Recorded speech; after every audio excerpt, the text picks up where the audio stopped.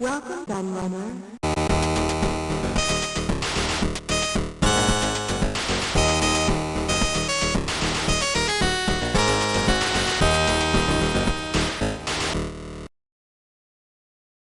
Hello everybody, Q&A the Laird here, and I have a new hardware review for you. And I wasn't expecting to be doing another hardware review this week, because you probably know I usually only do one a month. And I just looked at the Legends flashback, and then this came in the post just a few days later, which, as you can see, is the Neo Geo MVS Super Pocket from Hyper Megatech, aka Blaze, same company. And it's an Evercade compatible handheld, which has built-in Neo Geo games, as you probably guessed. You might have remembered that on the channel some time ago, I looked at the last special edition one they did, which is the Atari Super Pocket, where they did one that was red and black. It looked very boring. And then they did this lovely wood grain one, which I really couldn't miss out on. And if you remember, I really praised the game selection because it had 50 games on it, which was unbelievably good. I did slightly criticise the fact that it was very small and quite uncomfortable to hold. So yeah, and that was limited to 2,600 units, as you can see. And this is their latest one, which is the Neo Geo Super Pocket. They also released a Daytree one at the same time as this, but I've already got Daytree carts for Evercade. So yeah, I just thought I'll go with the Neo Geo Special Edition. And I have to say, first of all, I'm going to show it up on the screen so you can see the difference. But with all the Special Edition Super Pockets they've done so far, I've thought that the Special Edition ones look much nicer than the regular versions. But with this one, I much prefer the regular version because it's black and gold and it looks more like a Neo Geo. I mean, obviously they've tried to use this, the artwork on this one is supposed to be like the Neo Geo arcade machines, so the red and the white. But I don't think it looks as nice as the black and gold. The black and gold looks so much cooler. This is one case actually where I actually prefer the regular version of the handheld to the special edition. You'll see it's a PEGI 16. I guess that's because there's a lot of violent games on it, but it still seems a bit extreme. But we'll have a look around the box. It says limited edition 4, so it's the 4th limited edition one they've done. I've taken the console out, that's why the box is so light. Because I actually should explain this. This box is the same size as the one for the Atari handheld. It's really small. Look at it next to my hand. Really small. And getting the console out without ripping the box is almost impossible. And I criticised Blaze for this last time. They really need to sort that out, because if you're a collector and you want to keep these in good condition, you know, you want to keep them intact, then, you know, it's really difficult to get it out of the box without ripping it. I don't know how I did it, to be honest. And they're a total pain. Really bad. I mean, I did get it out, but I ended up taking all the skin back off my nail trying to do it because it fits in so tightly. Bloody annoying. But I digress.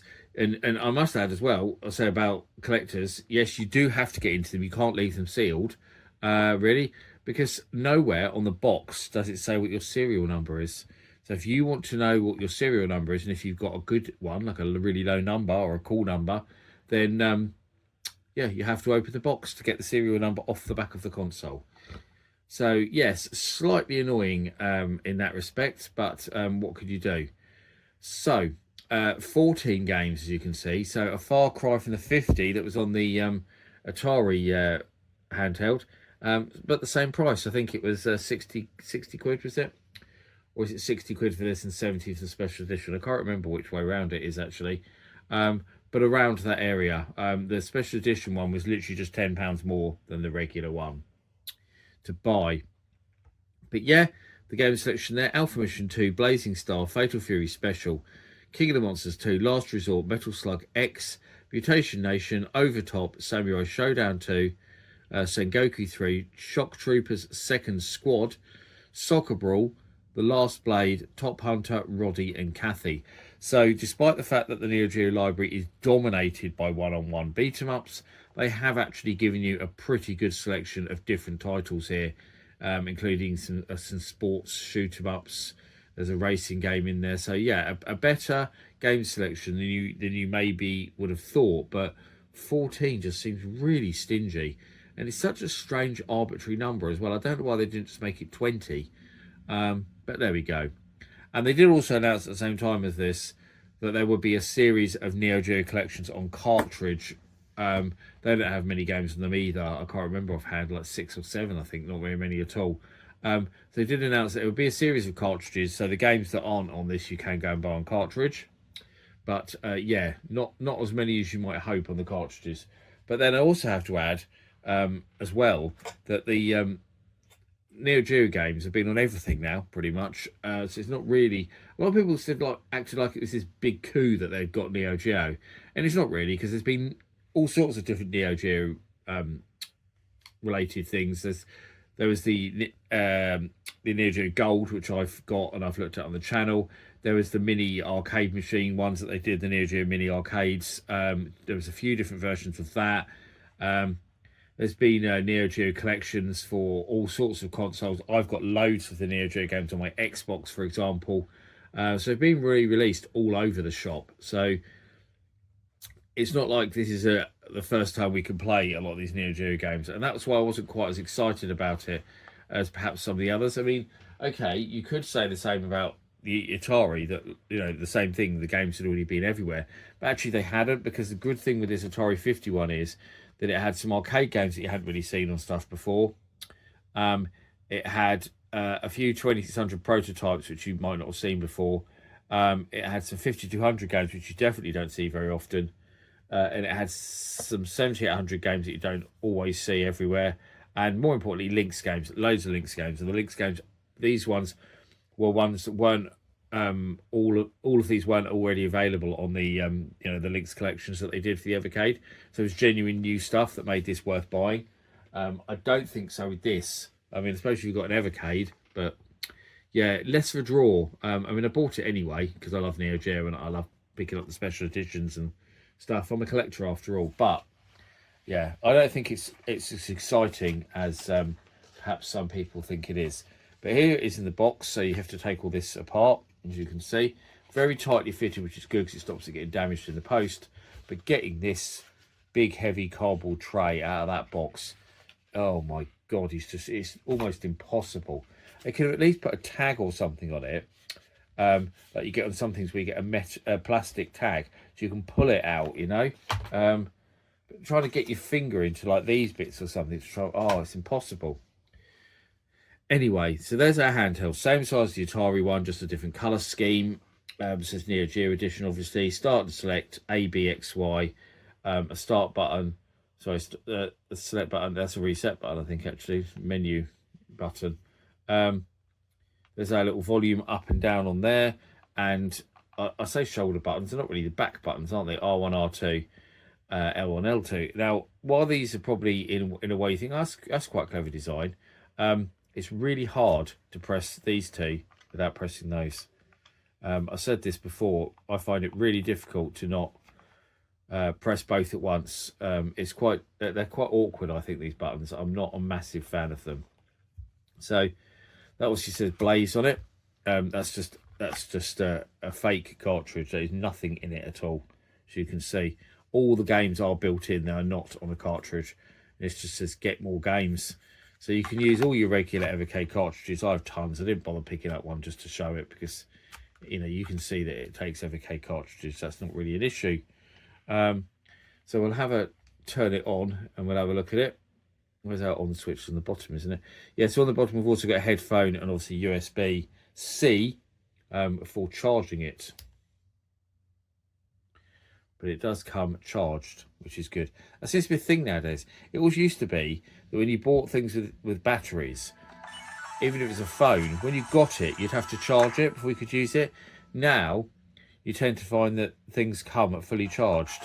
And I'm got to try and do this so you don't get tons of reflection, which is really difficult. So I can already see everything behind me in the room reflecting off it. It's a very sunny day, which doesn't help. So English language. I have to go through that. You can see I haven't even turned it on yet. This is the first time I've actually used it. So I like to show you it for the first time. Yeah, okay. And then we go through the games. So Alpha Mission 2, Sister Blazing Star, Fatal Fury Special, Kingdom Monsters 2, Last Resort, Metal Slug X, Mutation Nation, obviously with the box art, Overtop, Samurai Showdown 2, Sengoku 3, Shock Trooper Second Squad, Soccer Brawl, The Last Blade, Top Hunter Roddy and Kathy. So, yeah, there's our games. So let's have a look at how one of them comes out. So let's actually just go to Metal Slug, for example. Let's get a little bit of loading. Actually, quite a lot of loading, isn't there? Let's putting that into memory. More than you'd expect, I think.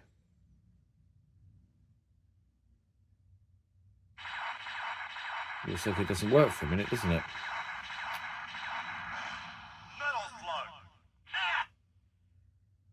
So you can press the menu button here. You can change the aspect ratio. You can turn scan lines on and off. Change the screen size. Reset, quit. Check the controls. You can do all of that from there.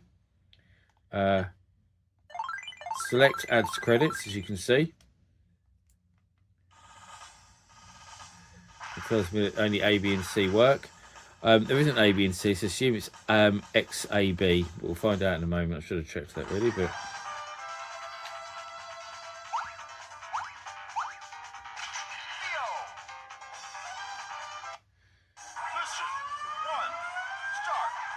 It'll be interesting to see how good the emulation is, whether it's perfect. Because one thing about the Neo Geo X's that I've looked at on the channel had a lot of screen tearing, didn't it?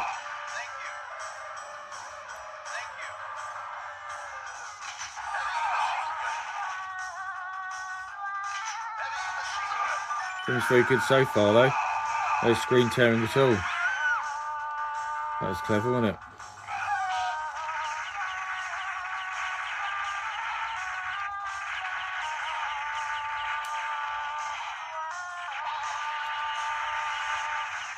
Yes, it's right about the controls.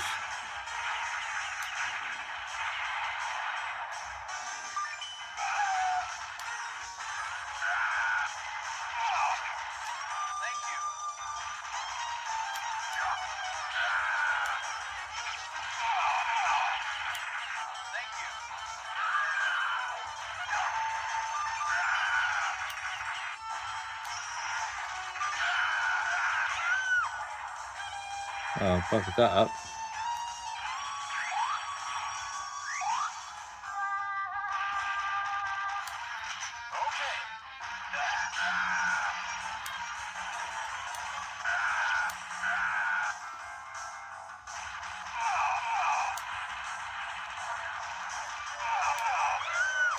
Oh. Yeah, we've established that I'm not very good at it. Which isn't used to see. So yeah, the screen is very small, which does make it quite hard to see bullets at times. I imagine that's going to be worse than the shoot 'em up games though. But we'll have a look at those in a minute.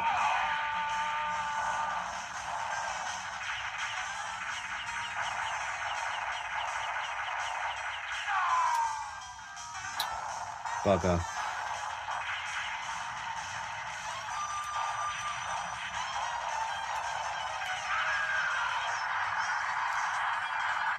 Right, so let's go out of that. So I can show you a different game. Let's have a look at Mutation Nation, because I quite like this game. I'm a bit of a fan.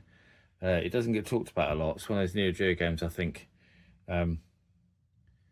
is a bit criminally ignored. It's a really fun beat-up.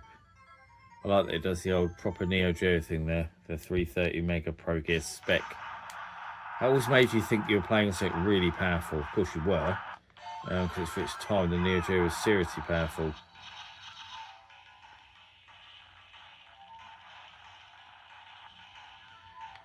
Interestingly, the volume isn't as loud on this game, anywhere near as loud.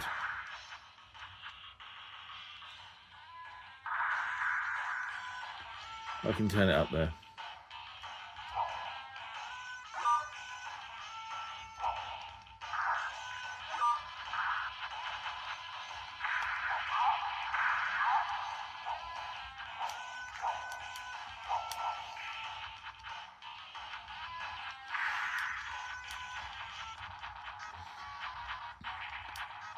boss already.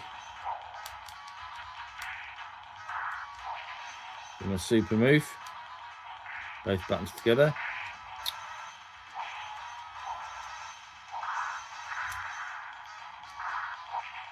That big uppercut's like a dragon punch almost, isn't it?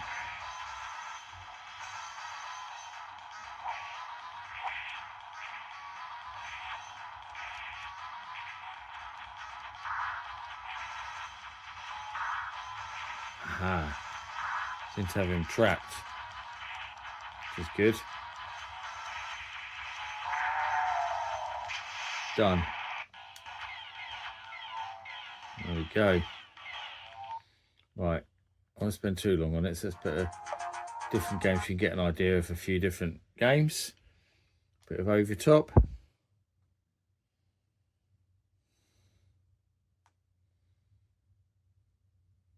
It's taking quite a while, isn't it? That really does make you think it's crashed when you see that green screen like that.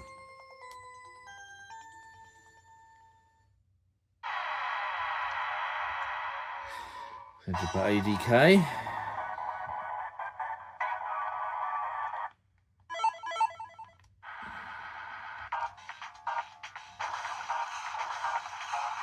Be a truck, be a Hummer, an army jeep, a motorbike.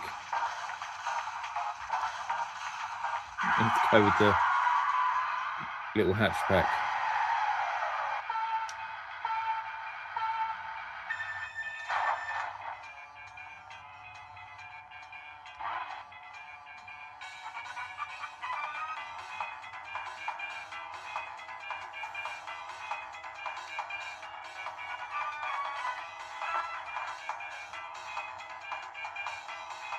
Little headlights to come on. Yes, there seems to be no issues with this game either. It looks great. Took that corner totally wrong though.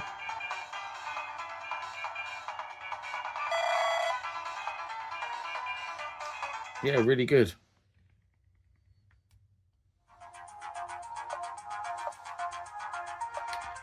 Let's have a little bit look at Shock Troopers.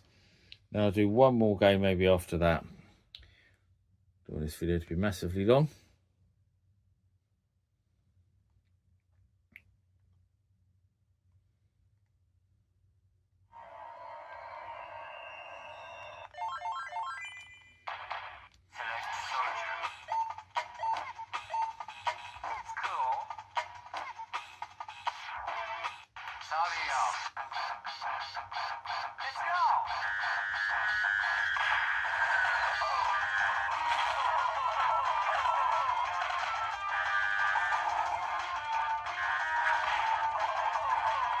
So I will say already, I've noticed the bullets are quite hard to see.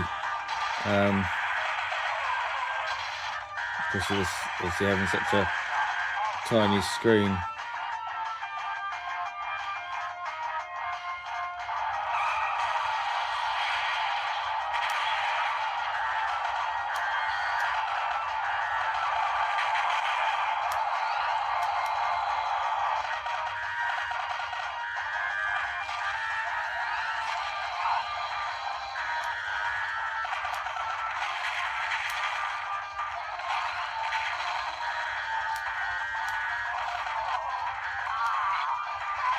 I want to get in that.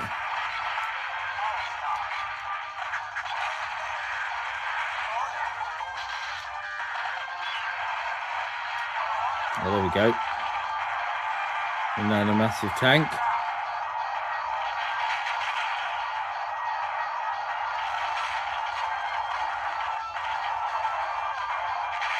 That seems a bit more fun, doesn't it?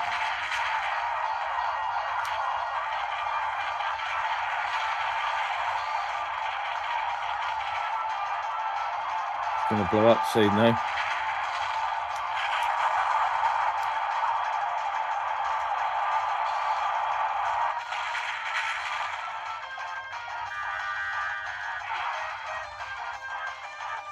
Right, we'll do one more game.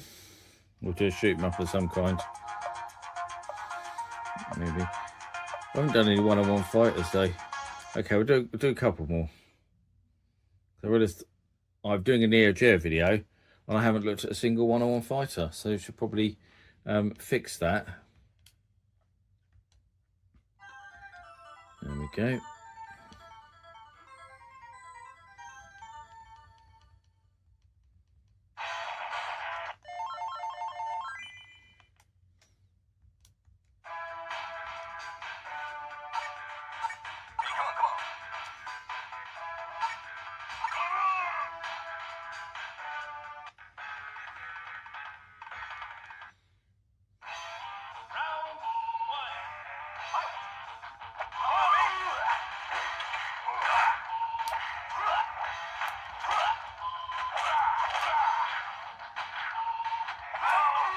Oh.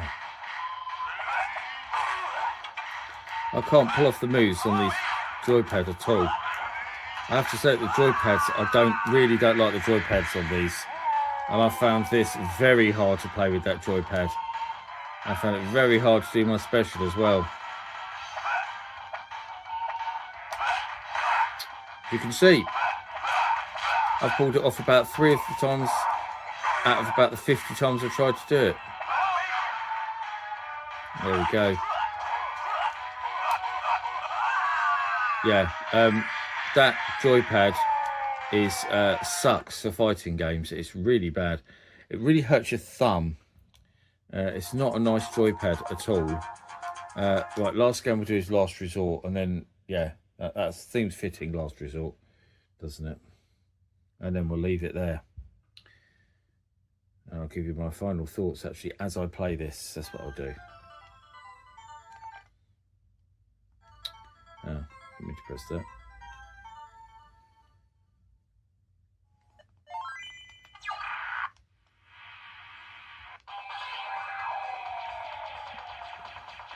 So I've got a feeling Last Resort is going to be quite hard to play because I think it's going to be quite hard to see the bullets.